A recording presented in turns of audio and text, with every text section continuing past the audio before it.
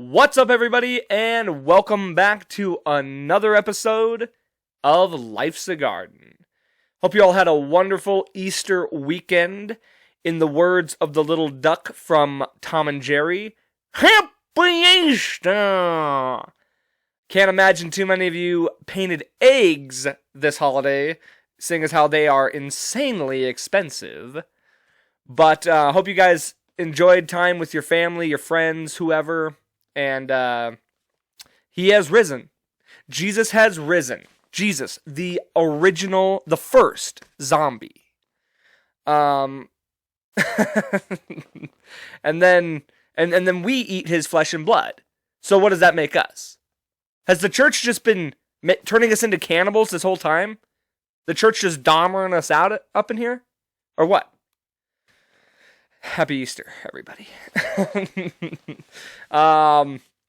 Yes, hope you guys had a great weekend. Hope the Easter holiday went very well for you.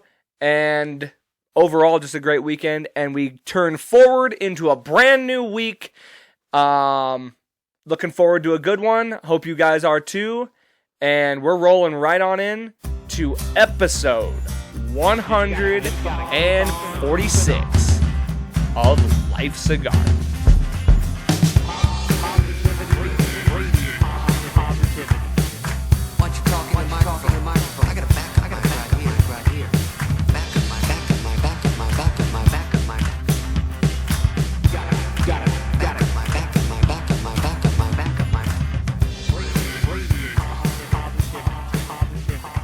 Oh, yeah. Thank you so much for joining me today. If you haven't yet, please make sure to like, share, subscribe. YouTube, Spotify, Apple Podcasts, wherever you get your podcasts. It's very much appreciated. Get on board. Join the Garden of Life because we dig it each and every day. Truth be told, life is so good. Feeling great. The workouts, the eating right, man. The mind is right. Been feeling so good. And let's be honest. Could there be a better time to be a Coors Light drinker? Don't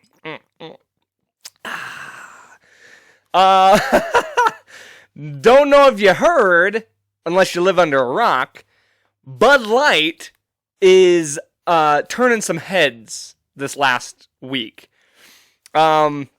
Just to fill you guys in if you're not aware, Bud Light teamed up with a trans activist slash what do you call it?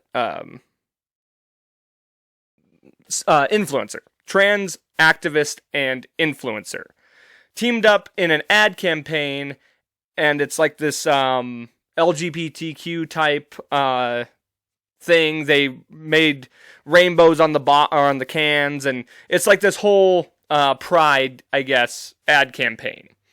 And boy, oh boy, Kid Rock is pissed. Kid Rock out here shooting up cases of Bud Light. I'd be curious to find out if he actively just is not selling Bud Light at his bar in Nashville.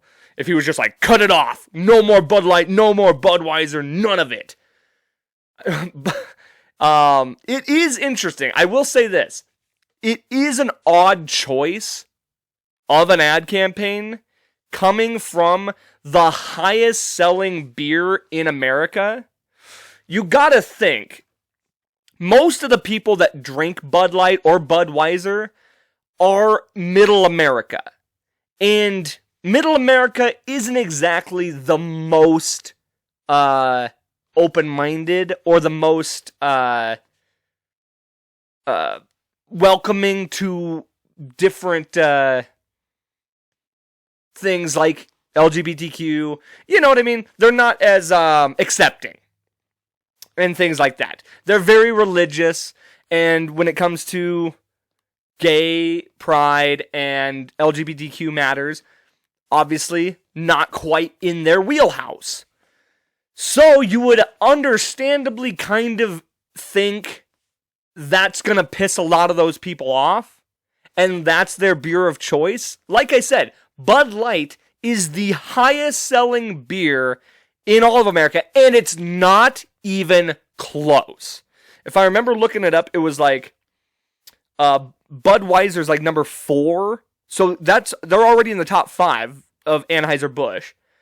I think it's either Miller Lite is number 2 or Coors Light's in there. Coors Banquet's up there. I don't remember exactly how it is, but whatever the margin between Bud Light and number 2 is astronomical. So it's like, it is somewhat weird to think that they're going to just like, out of the blue, have this collaboration with the LGBTQ community. For what exactly? Like, I understand in the name of open-mindedness, or in the name of tolerance, the name of acceptance. I get that aspect in a way, but it seems kind of like you're playing a risky game there if you're Bud Light. Your clientele isn't that demographic necessarily. It's quite the opposite, in fact. So you would figure you're probably going to upset most of your client base, which is exactly what happened. And then the other thing too about it that's kind of always been annoying to me, when any company, not just beer, but like any company does this kind of thing, especially like during Pride Month, where every single company's logo is the rainbow flag, including Coors Light, I might add. They've done the same. It's not even... It's almost like they're doing it for just the... They're not doing it for the right reason.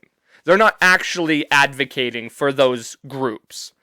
They are doing it just because everybody's doing it, because they don't want to be the lone wolf that's not doing it, because then they'll be shunned. It's just a marketing. It's just for money. It's for clout. It's not really for a cause. You know why? Because the second June is over, they all go back to the regular logo. Here's the other thing. You don't see Bud Light teaming up with like African American groups or Asian groups, or, you know, any other like group, any other like why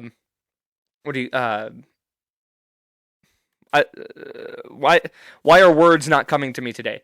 You know what I'm talking about. You know what I mean. Anyway, why they don't team up with these other groups is plain and simple. It's like, why wouldn't they do that? Because that's not what's in. That's not what's in right now. That's not like the thing to talk about. To be on board with trans rights, gay rights, things like that. That's like the thing right now. If it were, I don't know. Maybe there were ad campaigns during like the George Floyd stuff. I don't remember. Probably not. But it's just, like I said, it's just interesting that they would make this choice of all times now, for one. It's not that offensive, I guess I should say. Like, let's just say this. If you truly are, if you are a hardcore Bud Light drinker, if you're an avid Bud Light drinker, and you truly are just offended to the moon by this, and you're done drinking Bud Light, that's a little crazy. That's a little excessive, in my opinion. Like, I guess I don't know your beliefs and your stances, so I'm not going to poo-poo on that. But it does seem a little extreme to just be like, I've been drinking this beer forever, and now I'm done because they put a rainbow flag on it. More than anything, you shouldn't even be surprised if you're a Bud Light drinker. We didn't even need this ad campaign, because Bud Light's been sucking dick since day one. We've been knowing this. Bud Light's been sucking dick. That's why I drink Coors Light. It's a horrible beer, Bud Light. Bud Light's a horrible beer. And yet, we're surprised that they be sucking dicks out here? Nah. They ain't no surprises, at least from me. They might as well just turn that bottle straight up into a dick. It's already kind of flaccid looking anyway. Just put a little tip on there and...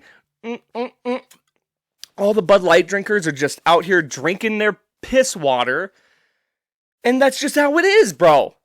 So why are these people surprised?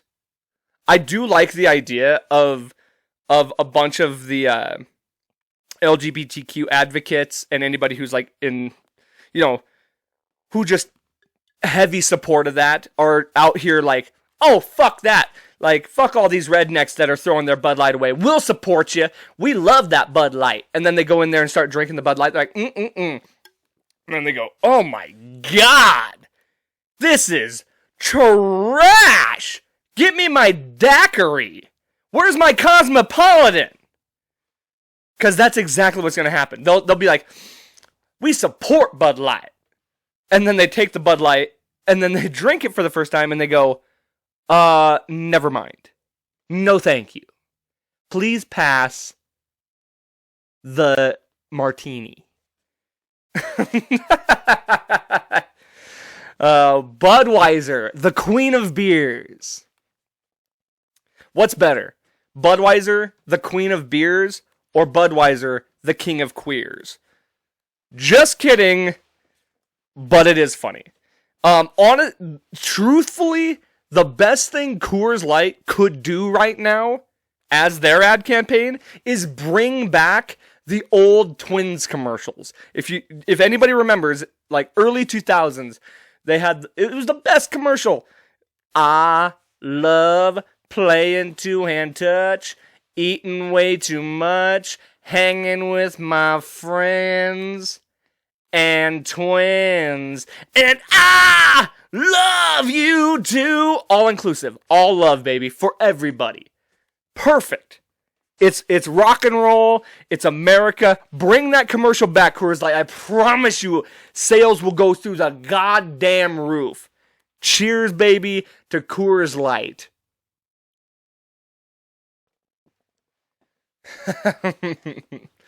Oh, Bud Light. Anyway, in other news, big news, honestly, in my life, the band has been in the recording studio. So, that's not breaking news. We've already talked about it as a band and posted it on the band page. But we have now had 2 recording sessions. Just had one last night. First round, we did drums and scratch track.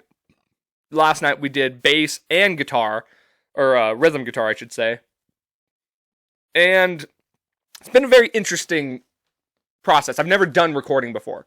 So it's really fun.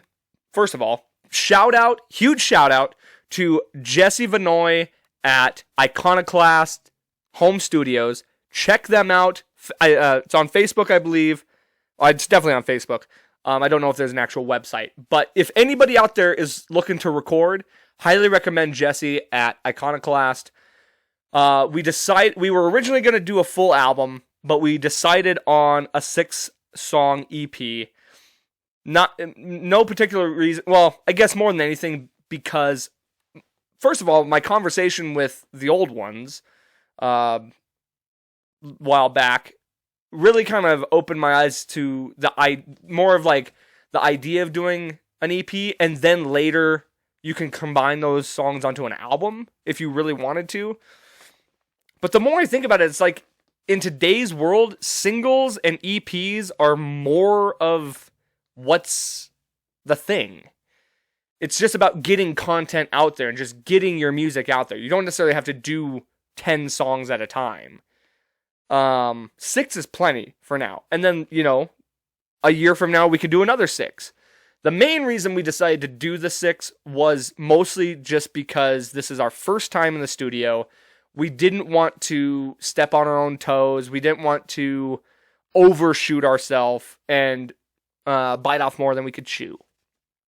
And I do believe if we had done 10, it would have been a lot. It just would have been a lot more. It would have taken more time. Even with these 6, they were full day sessions, getting everything tracked and getting everything down. We've had a couple snags here and there with either timing or certain things like that. But we picked the 6 songs that we were really tight on, so we didn't have too many issues. It's been interesting playing with a click track because we don't do that. We should, but we don't. So we're learning a lot of things about ourselves in the studio. But overall, it's been a very fun experience. I have yet to lay vocal tracks down. That'll be in a couple weeks, I believe. I'm so excited to hear the finished product, and I cannot wait to promote it for you guys and to announce the finished product. We are looking for, so we're going to be looking for some artwork. We got to name the thing. We don't know what the name of it is going to be yet, but you will know as soon as I know. And trust me, when that shit's out there, I'll be shouting it from the rooftop, promoting the hell out of it. So keep your eyes out for that. Hopefully by summer of this year, you will see a Cutthroat EP out there for you to listen to. And I, honest to God, could not be more excited. So yeah, that's the big news for me lately with, the recording studio. That's been pretty sick. Been very exciting doing that. I could tell it was taking it out of a lot of the guys. Last night, man, I felt bad. We kind of ran a little late, so I felt bad for Jesse sticking around and having to deal with our stuff, but I've just been sitting around. I'm there for moral support, honestly. So the other guys are the ones putting in the work right now. I'm just kind of lending my ear and making sure everybody's happy with their parts. But dude, that studio, what he has set up over there is pretty impressive. So he comes highly recommended by me.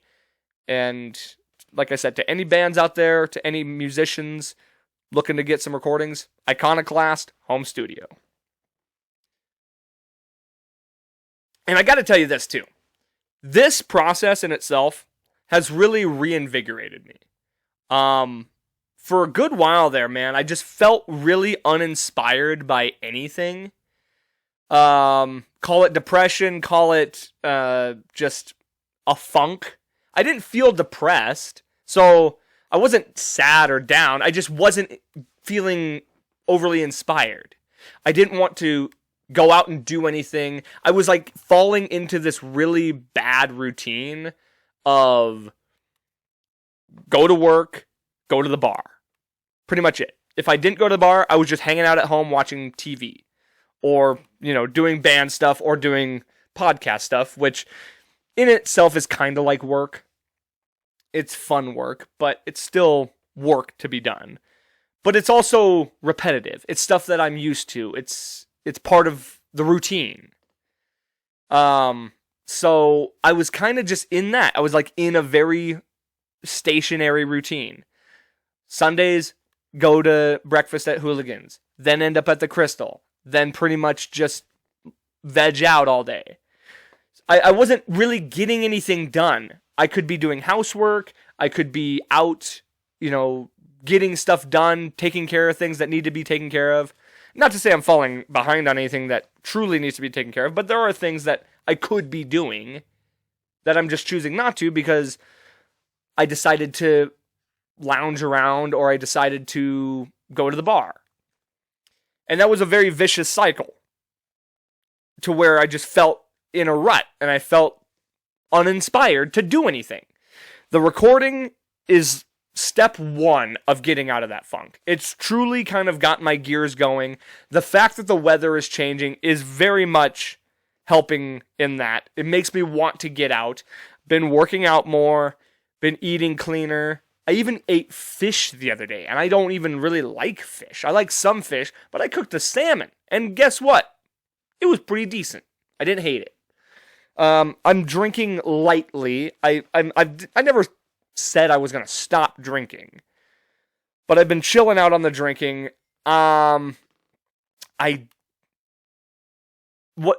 thing what I found to help in getting back in this routine, or getting back into a healthy routine, or getting back into doing things that are out of the bad routine, is writing stuff down. Like, write down your goals, write down your things that you need to get done or the things that you want to get done. I just started making a list of all the things that that are kind of in the back of my mind that don't necessarily need to be done, but things I want to get done or things I could do besides go out and drink. And then when I say go out and drink, it's mostly go out and watch sports and drink. You know me. I'm a social drinker. I'm not just like a drinker.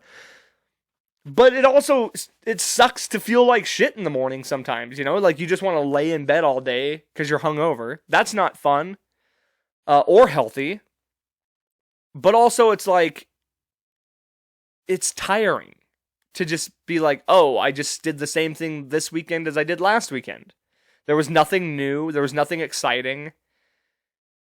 And for a minute there, I kind of just thought maybe I was just getting in like an old age type of routine where I was just like, I just like my traditions. I like the bars that I like the sports that I like the beer that I like. I like what I like, and I'm going to just do that because it's what I like. And while that, to an extent, is still true and not necessarily bad, you have to be able to go out and do other things. And it takes inspiration to do that. You have to be inspired, and you have to inspire yourself to want to do those things. Like I said, I made a whole list of things that I want to do coming, like, in the next few weeks and months. I want to go fishing, which is something I don't really do. But I'm like, let me just go do that. It would be nice. It'd be a nice change of pace. It's something different that I don't do normally. It's not something I haven't done before. I just haven't done it in a while. It's like, why not? Go fishing. Barbecues. Just go for walks. Go to the park. Get out. Do road trips. Like a nice day trip to Red Lodge or Bozeman or something like that. Hang out with family and get a hold of other friends. And I'm not even fucking with you. The weather is a tremendous factor in this. Everybody I've talked to, it's a similar story. The uninspired feeling. And I think that comes from being in a gray, cold environment. And it's not that we're not used to that. It's just this winter has been very long. It's extended far longer than what we're used to. And I think by this time, we're used to getting out of that winter phase and out of the hibernation phase. And we've been wanting, I don't know if I'm just speaking for myself or if this connects with anybody else, at least in this area. But it's like, I think mentally we've all been ready to go out and do other things, do outdoor activities, or just feel that sunshine and feel that warm energy. But we haven't gotten it. So it's really like set us back and put us in this like weird headspace. And now that it's the weather is finally starting to look nicer. And so I think those visions of those things that I want to do are coming to fruition. So I put that out there as something that you guys could do to help inspire yourselves, is write down things. Because when you see it written out, or at least when you're feeling like there's nothing to do, or there's nowhere to go, if you look at that list and you remind yourself of all those things that you actually could be doing, then you inspire yourself to actually do them. You're like, oh yeah, I kind of, like, in that moment you forgot, oh, I have this I could take care of. Or, oh yeah, I didn't even, like, it just totally blanked out of my mind that I could go to the park. Or just go for a walk. Or, take care of that little thing around the house that has been sitting there for 2 or 3 weeks. Things like that. If you write it down, you at least have that to go back and look at, and it'll help inspire you. And trust me, I've noticed that immediately. Number one thing on my list right now is recording, because we're in the midst of that. And that's been a very nice change of pace, something different. And I think that in and of itself has really helped inspire the band into seeing a bigger picture. And it's just another extra level to what the band has been aspiring to do. And now we're doing it. So it's like reinvigorating in a way. And I think that's just, it's good for everybody. Thank God the weather is getting better. Jesus. Like, it hasn't really snowed that much as it's just been snowing more frequently. And it's been cold more often. And the sky has been gray far too long. No wonder Seattle was like the depression capital of the fucking world for so long. They say Billings is the most depressed city in the United States, which, to be honest, is kind of crazy to me. But it's not, it doesn't blow my mind. It's not like the most unrealistic thing that I've ever heard. But still a little odd that it's the number one. And I tell you, man, the weather has a lot to do with that shit. Truly does. There's other factors in that, but I did also want to talk about I just speaking of like ups and downs and things like that, and getting on the right track. I really fucked up last week. I fell into a pretty bad string of gambling for a minute there. Typically when gambling, I've always had this rule of $40. I'm willing to lose $40 at any given time that I decide I'm going to gamble.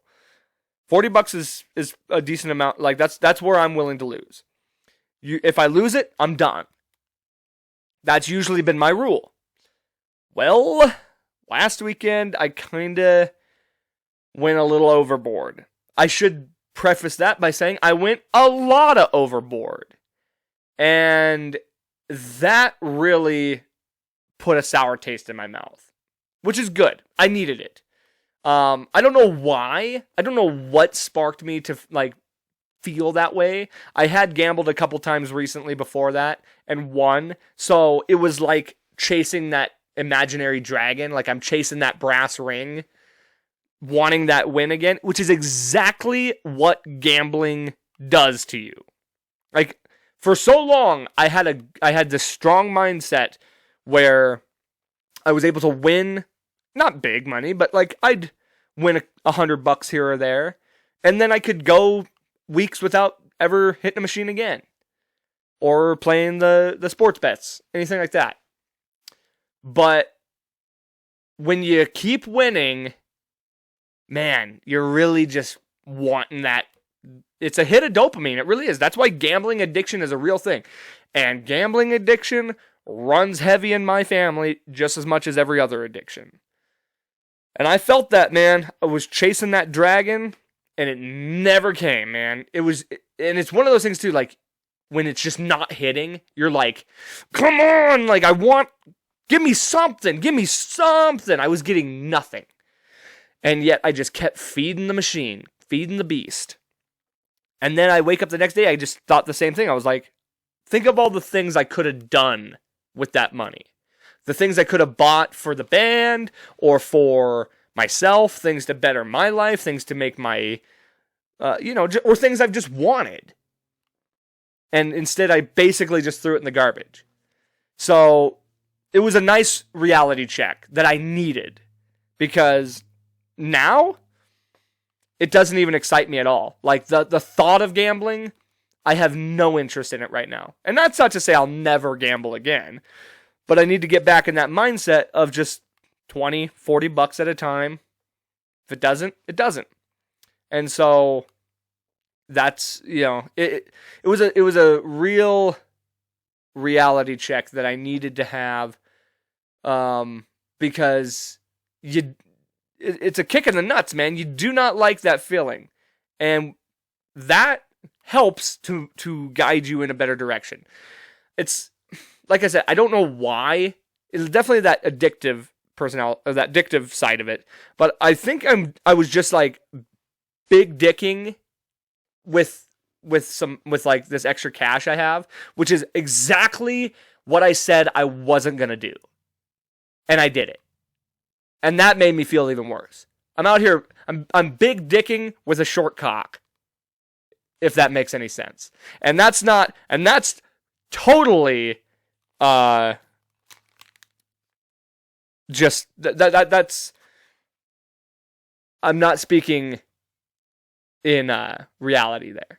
I am very much average sized. That's a figure of speech, not a true. That's not a truth. I'm very average. But yeah, so I need to get back into that mindset, and it also starts with not betting on the UFC fights this weekend. Speaking of which, why don't we go ahead and talk about that? Israel Adesanya to defend his, or sorry, to try and reclaim his title that he just lost from Alex Pereira, who is his boogeyman. He's been the guy that's had his number. He's beat him twice in kickboxing and now in Izzy's sport of mixed martial arts. This will be interesting because I thought Kamaru Usman was going to beat Leon Edwards. Excuse me. I thought Kamaru Usman was going to beat Leon Edwards in their rematch. And then I saw this stat that said only 3 times out of like 20 have people who had just lost their championship won the rematch.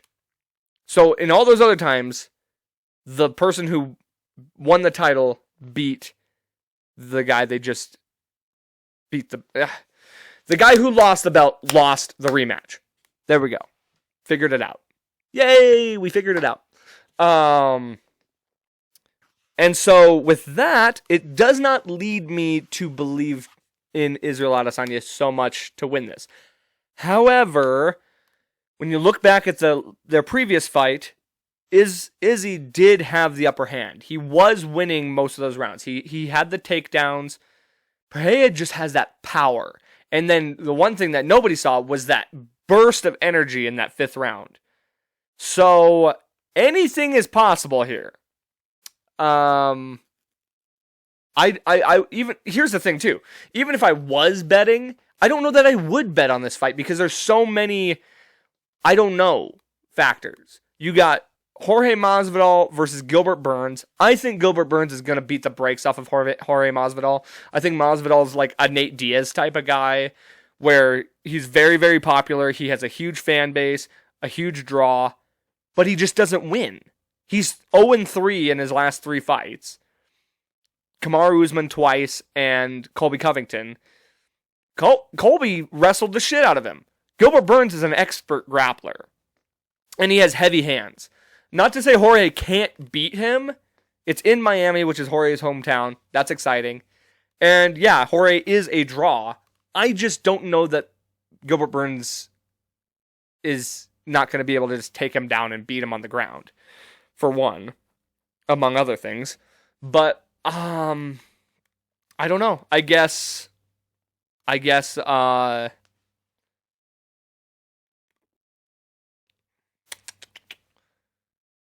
don't remember what I was going to say. Yeah, I think Gilbert Burns is going to beat him. Oh, and that's the other thing I was going to say. Sounds like Jorge Masvidal might retire if he loses this. So this might be his last match, which would be kind of poetic, the fact that it's in his hometown. It'd be cool for him to win in his hometown. It's going to be a fun fight, I believe. What else do we got on the card? We got Kevin Holland versus Santiago Ponzinibbio. That should be a decent fight. Raul Rosas Jr., new fighter, could be very interesting. I mean, what's the other big fight? There's one in the middle there that I'm missing. Who is it? I know Kelvin Gastelum is fighting Chris Curtis, which should be a banger of a fight. That'll be a slugfest for sure. But who's the middll one on the main card that I'm totally spacing out on? It is Rob Font versus Adrian Yanez. And that should be a banger too. That could easily be fight of the night. So a good card overall for this. The results will already be out once this podcast comes out. So everything I just said essentially is meaningless, and unless everything I just said came to fruition. So because I haven't seen the fights yet. Here's my predictions. And this is a rough prediction because, like I said, so many of these fights are going to be close that I couldn't tell you how they're going to end. I couldn't tell you how. There's no point for me betting on any of these, even if I wanted to, which I don't. I'm going to take Israel Adesanya for no particular reason other than I like him, and I think it'd be exciting to have him back as champ. I'm going to take Gilbert Burns. I'm going to take Kevin Holland. Actually, you know what? No, I'm going to take Ponzinibbio. I'm going to take Adrian Yanez. And I'm going to take Rosas Jr. in the main card. Now watch. I'm going to get all of them right the time I don't bet. The one time I don't bet, I'm going to get all of them right on a 5-fight parlay. Probably would have cashed out for like $150. But it's all good, baby. We don't need to bet. I can bet in my mind. And there's no need, and I have no desire to do so. Because, boy oh boy, that shit took the wind out of my sails on doing that anytime soon. It's kind of a bummer when you lose money, you know what I mean, on meaningless bullshit. Fight bets are actually kind of fun because A, it lasts a good while if you're winning, and the stakes you have no control over the stakes, much like you do at the machines. But it's like you sit there on the machine and it's like boop, boop, boop, boop, boop, gone. Whereas in the fights, I place the bet days before the fight. I have to wait for the fight to happen. Fight starts. I win 2. Now the third one's really exciting because we're on a roll. Win the third one. Ooh, we're on the fourth fight. Lose. Bummer. Okay. But that lasted like 3 hours. The whole thing. The whole experience. And trust me, when you win a sports bet, it's pretty damn exciting. Because you're rooting for something. And you're visualizing it. Or you're seeing it on the screen. Versus just like waiting for something to pop on the machine. So there's something just not rewarding about those machines. And so that definitely makes it not anything that it's not desirable for me right now. Or hopefully for a long time it won't be desirable. But now that we're coming into a warmer season and we got more inspiration under our wings, I think that's going to help propel me into different directions other than the casino. Let's see what else. Oh, okay, this was kind of a fun story that I just wanted to talk about. So, SeaWorld. I don't know which one it is. I'm just going to assume it was the one in San Diego because that's funnier for this story. SeaWorld released their Orca. I think it's the last Orca they had into the wild. Yeah, I think it's the last Orca that they had. I don't remember. Or whatever it was. The story was they released an Orca from captivity into the wild. Now that seems like a really stupid thing. I don't know about what you guys think. Especially if this motherfucker was born in captivity. Do you know how fucking crazy that is? To have even if the guy was wild at one point and then had been in captivity for years, now this motherfucker is used to being fed and being like trained to do tricks and shit, and it's living in this tiny little tank. Now you release it into the ocean, this vast world that it has no idea where the fuck it is or like what's out there. Do you know how psychotic orcas are? Do you know how like sociopathic orcas are? They travel in teams. So this orca is just gonna show up to some team in the ocean, this other team of orcas, and be like, "Hey, It's gonna be like, hey guys, what's going on? This Californian fucking SeaWorld orca. Oh, hey, what's going on? And then these orcas are gonna be like, excuse me? Who are you? Oh, I'm new to town. What's going on around here? I don't know how to do a Californian accent. Let me sing. Hang on. I gotta get my California accent. Like, what's going on? Yeah, we'll do that. Hey man, like, what's going on? What's going on around here? You're not from around here, are you, boy? No, I'm new to town. What's there to do around here? Well, you can just turn around and go right back where you came from. Orcas are psychos. They'll like straight up punt seals in the air. So these orcas are gonna come around to this SeaWorld orca and they're gonna bully this motherfucker. They're gonna treat him like a bitch. That orca ain't gonna survive 5 seconds with wild orcas. And you know what that really reminds me of? Californians coming to Montana. You're not from around here, are you, boy? It's very, very poetic in some ways. It's very why can't I think of words? God, my brain sucks. I haven't even been drinking, only like this one beer. I can't think of any goddamn words. It's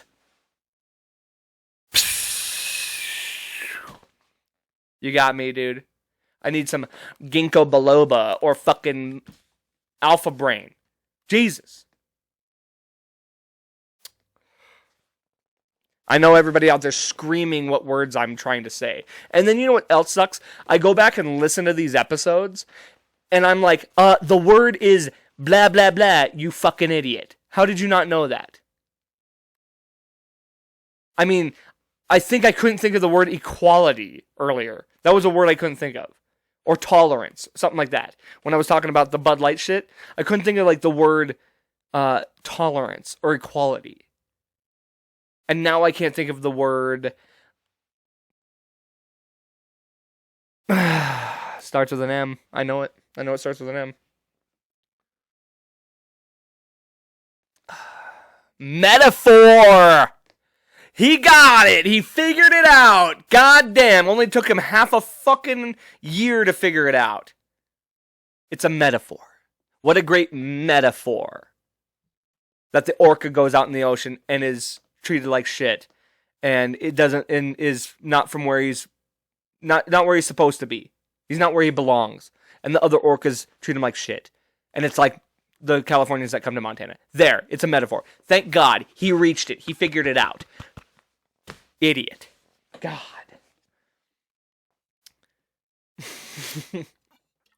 Totally ruined the joke. Was going to be a great joke. Fucked it up because I couldn't think of the word metaphor.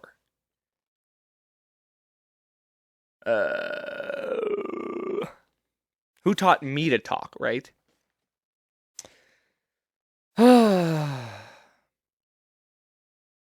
Anyway, what else we got to talk about?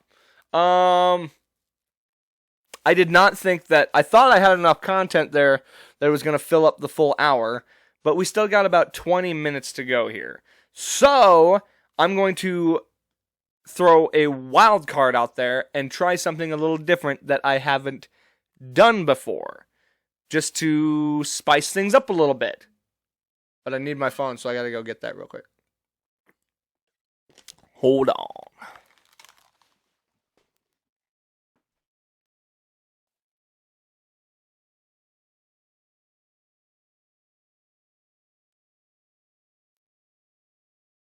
Alright, I'm back.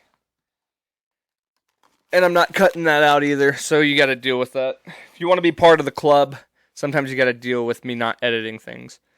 I'm going to look up random topics. Just absolute random topics, and then I will, like, either... You know what I've noticed that I kind of stopped doing on the show, actually? This is a good time to bring this up. I kind of stopped telling stories of, like, my life. Like, things from my past. At least, maybe I'm wrong, But I feel like I talk more about things happening now, current things, either current events in the world or current things that are happening to me, or stories that happened throughout the past week.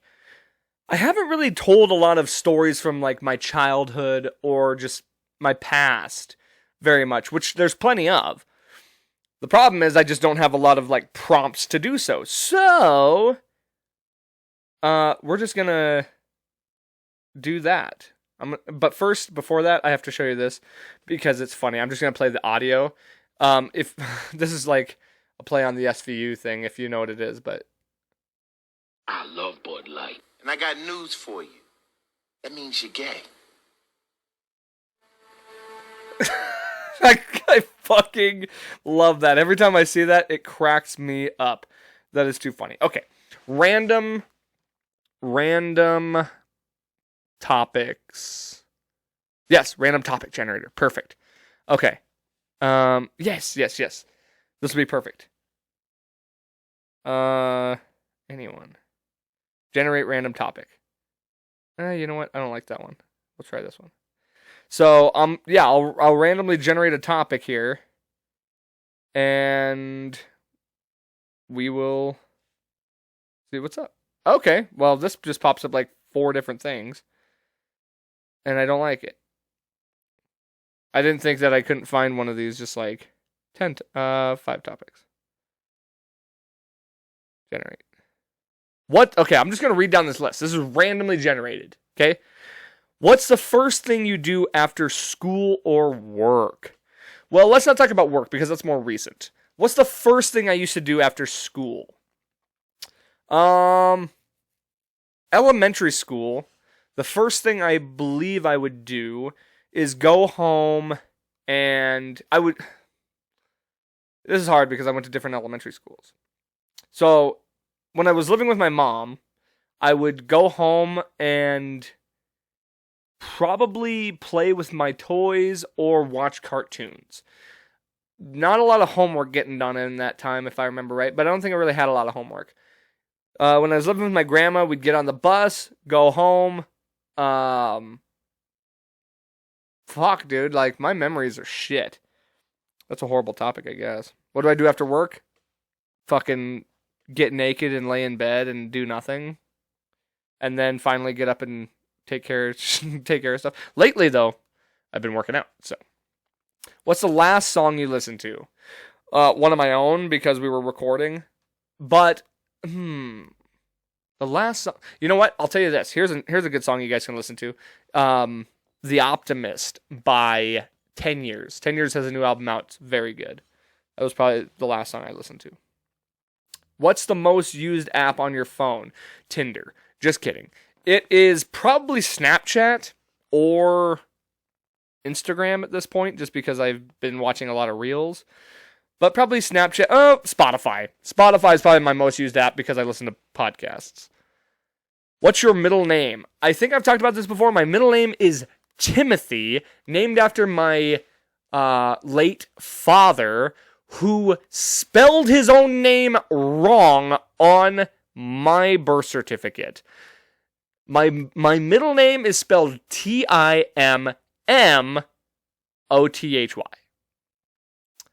So, that's not how you spell Timothy. That's my father's first name, and he did not spell it correctly. Because, according to legend, he was intoxicated at my birth. What foods do you absolutely hate? Now, that's a long list. I hate pickles. I absolutely hate pickles. It's the brininess. There's nothing that I like about pickles. I don't like fish, a lot of fish. I like shellfish, but I'm not huge into fish. Sushi included with that. I'm not a huge fan of sushi. I don't like trying to think of like normal things that people do like that I don't like. I don't like mushrooms. I don't like the texture of mushrooms. A lot of things that I used to not like, I've learned to like certain spices. I don't like I don't like a lot of condiments. I don't like mustard. I don't really like barbecue sauce that much. I like mayonnaise. I've learned to like ranch. I used to hate ranch, but I actually kind of like ranch now. Yeah, I don't really like hot sauce. I don't like hot things. I actually can't eat hot things very well because I'm intolerant to hot stuff. I wish this would prompt me some like old questions. This one just says swings. Swings. Is there an interesting story about a swing that I have in my life? No. Not off the top of my head. Insects. You all know I fucking hate insects. Here's a funny story I don't think I've told on the podcast before that you might enjoy. So, I'm deathly afraid of moths for no apparent reason. It's a literal phobia. I'm just insanely afraid of moths because of the flappiness. They flap and they're unpredictable. They fly right at you. I don't like it. And they're big and dusty and gross. And they're just ugly. And so one time I was in the bathroom when I lived at my mom's, and my brother and sister were both there, and there was a big old moth in the bathroom, and they were afraid of it too. And I had to kill it because I couldn't go in the bathroom if that moth was in there. So I'm in there trying to kill this fucking moth, swatting at it, and it flew up my shorts. This moth flew up my shorts, and I'm like, rah, rah! That was the most, and my brother and sister are just laughing in my face. Like, they just were on the floor howling because I'm freaking out over this, like, harmless bug. But yeah, that sucked. Do you like reality TV shows? Why or why not? I've already talked about that. How often do you go to the library? Never. But here's a story for you, just about libraries in general. I remember in elementary school, we had a field trip to the library. And, dude, how fun were field trips, by the way? Like, field trips were the best. I remember here's a few different field trips we went on in high school, or in just all of school.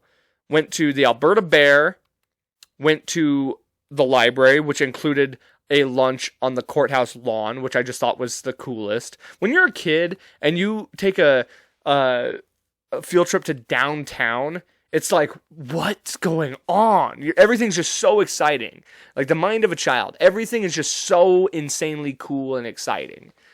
But I remember, this is pretty bizarre, actually, now that I think about it. We took the city bus. We went on my class in elementary school went on a city bus for a field trip. And I think it was just, I don't know, honest to God, have no idea why. Like, why didn't we take a school bus? Maybe it was like, that was part of it, like to learn how to ride a city bus. But I remember my mom was with me because we had we had some people that joined us, and my mom came with me. And we were sitting on the city bus, and I remember there was this guy or girl, I don't know what their gender was, but they legitimately, they were short. It was a man, or it was an adult, I should say. So they were a little person.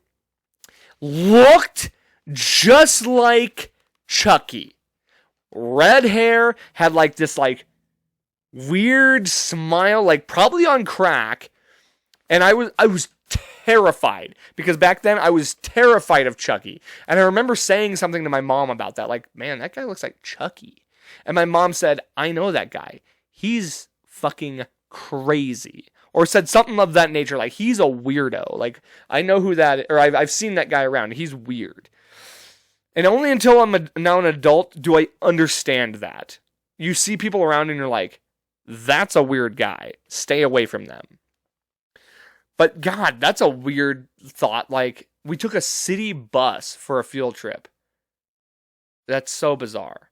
But the library, I mean, we went to the old library too. I remember when we were kids, we used to go to the library. My grandma would take us there to rent movies because they'd have movies. And we stole so many fucking movies from the library. I don't know how we got away with that. And one of the movies that I had, I don't have it still, but it was Dragon Ball Z, The Revenge of Cooler. And it's the greatest Dragon Ball Z movie of all time.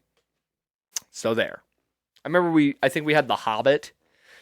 And also the library smells like dust. And I think it still does. I think I've only been in our new library once, and it still smells dusty as shit because those books are old. Also, I specifically remember going to the library playing Arthur games on the computer. We played Arthur games.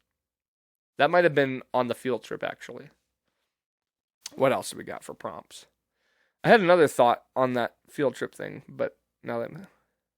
What do you do when you're bored? Masturbate. What do you look for in a guy or girl? Oh! What a question. What do I look for?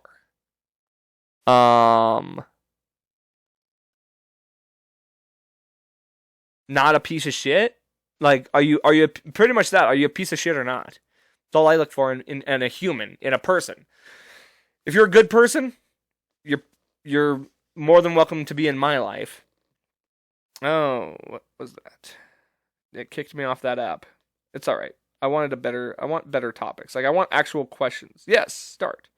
The ocean! Oh, what a coincidence. We just got done talking about the ocean with the Orca story that I completely fucking ruined. The ocean is terrifying. I hate the ocean.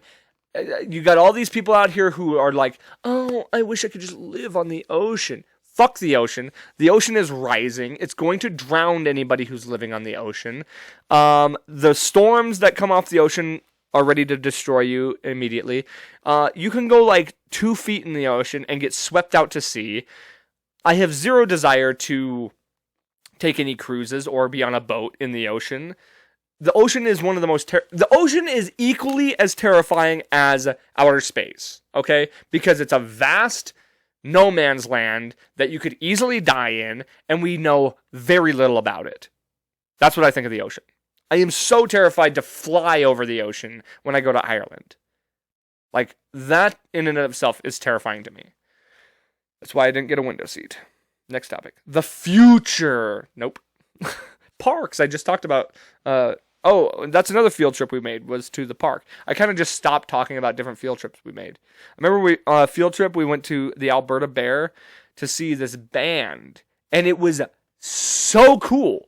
They were like a rock band. They were playing, it sounded like AC/DC, and they were like tearing it up. That was like one of the coolest field trips I ever went on. I'm trying to think if we ever, we went to the bowling alley. Dude, that was some fun shit. God, I miss being a kid. When, like, just the littlest shit would excite you. How cool was that? Like, going to the bowling alley used to be exciting. Going just, like I said, going downtown was like oohing and awing and look at the buildings. Now I go downtown, I'm like, yeah, this is cool. This is where I get fucked up at. It's like, it's nothing exciting about it now. Like, how depressing is just becoming an adult in general? For real. Because now we gotta, for some reason when we become adults, we really worry about all this shit we have no control of anyway. Like, when you're a kid, you have no control of anything. You have very little control at all. And that's almost nice to know. Because you don't have to worry about politics or money or the stock market or fucking war or, how am I going to pay my rent? Everything's just taken care of for you. You have very little worries in the world, and you can get excited about a car ride. You can get excited about going to fucking the roller rink. That was another field trip we would. The roller rink. So it's like... Dude, okay, speaking of the roller rink, when we went it was either a field trip or a birthday. And at the skate park, or not the skate park, but at the roller rink, they used to do a thing called the snowball.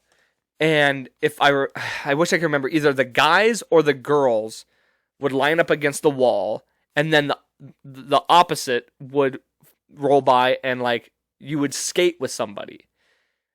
And I feel like I remember either being on the wall or being the guy that was like gonna skate with somebody and wanting so bad to skate with a specific girl, and it just didn't happen. Oh, it's funny. Okay, here, I know we're past Valentine's Day, but now I'm reminiscing on old school times. Do you remember like making the little Valentine's Day boxes, and then you'd go out and buy Valentines, and you'd want to get the ones you really want? Like I used to get Ninja Turtle Valentines or like Dragon Ball Z Valentines, and I'd always pick the biggest and like the best one that I thought was the coolest and give it to the girl that I liked in class. That was my trick. And you'd attach like the best candy to it or something like that. I never wrote anything cheeky though. I never wrote anything that was like fun or any good one-liners to the girls. Just Happy Valentine's Day. All right. I guess that'll wrap us up. This next week, I will be in Denver, Colorado, going to see the Colorado Avalanche's last game. Avalanche clinched the playoffs. Fuck yeah. Gonna go see the last home game for the Avalanche. And then the Denver Nuggets' first playoff game. Denver Nuggets clinched number 1. We've been playing kind of rough, so fingers crossed that we can at least win the first round and have a good start to the playoffs. But I will be down there for next weekend, which means one of two things. I will try to get a podcast out by next Monday. But if I don't, it will be probably Tuesday. So my plan is to either get a guest podcast in sometime before I leave. That'll be ready for Monday. Or I'm just going to come in right off the plane and do a podcast, and it'll be out Tuesday. So if the podcast doesn't come out next Monday, it's because it's going to be like hours. I will have recorded the podcast, and it'll be out just a few hours later on Tuesday. So yeah, I'm off. I'm leaving Thursday, coming back Monday. It's going to be a hell of a weekend, hanging out with my boy Pow. And yeah, so huge weekend to look forward to. I'll tell you all about that trip either next week or the following week. So look forward to that. Drink up that Coors Light, baby. You don't want to be, I mean, Bud Light just sucks anyway.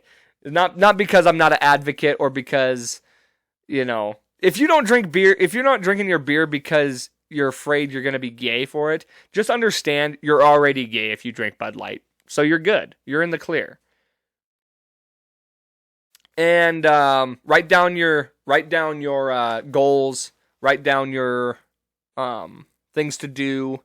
It'll help keep you motivated. And yeah, what else? Look forward to that future Cutthroat album coming out this year. Hopefully soon this year, you will be listening to some Cutthroat music. So keep an eye out for that. Also, come check us out live 4/20, April 20th at Andy's Bar, 6 o'clock. We'll see you down there. But most importantly, don't forget, life's a garden. Dig it. Just gotta keep on going.